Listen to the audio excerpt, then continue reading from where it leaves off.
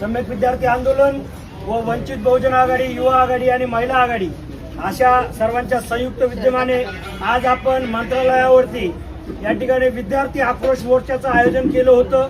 या मोर्चासाठी महाराष्ट्रातल्या वेगवेगळ्या जिल्हाभरामधून अनेक विद्यार्थी, कार्यकर्ते, पदाधिकारी या ठिकाणी आले होते।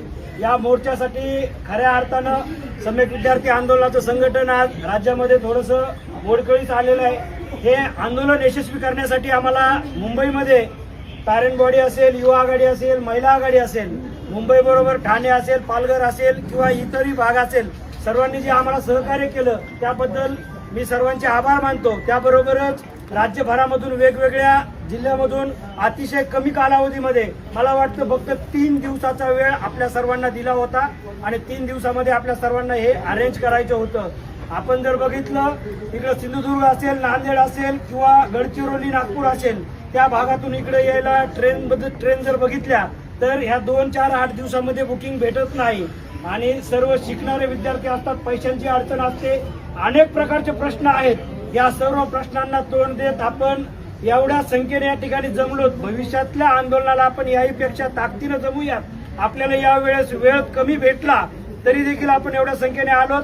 मात्र भविष्यामध्ये नियोजन करत असताना आपण जास्तीचा कालावधी घेऊन सर्व नियोजन करूयात।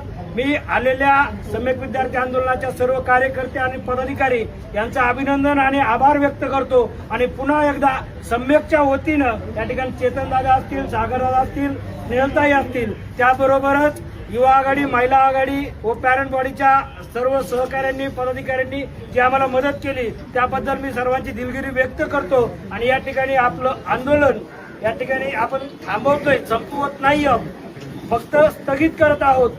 निवेदन दिल्याच्या नंतर पुढील दिशा आपल्याला संध्याकाळपर्यंत कळवण्यात येईल। पुढचं ध्येय धोरण आपण सध्या साहेबांना आणि आपल्या सर्वांना विचारात घेऊन पुढचं पाऊल आपण ठरवणार आहोत। तोपर्यंत आपण या आंदोलनाला या ठिकाणी स्थगित करत आहोत। सर्वजण या ठिकाणी आलात त्याबद्दल सर्वांचं या ठिकाणी आभार व्यक्त करून थांबतो। धन्यवाद। जय भीम।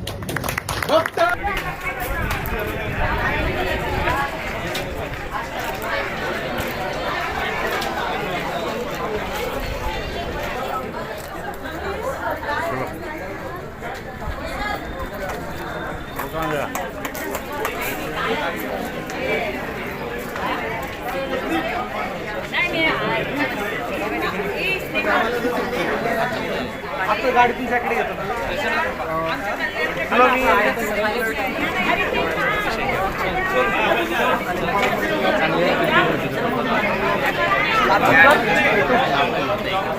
चला तुम्ही चालला का आपण चालले तुम्ही चाललाय नाही का?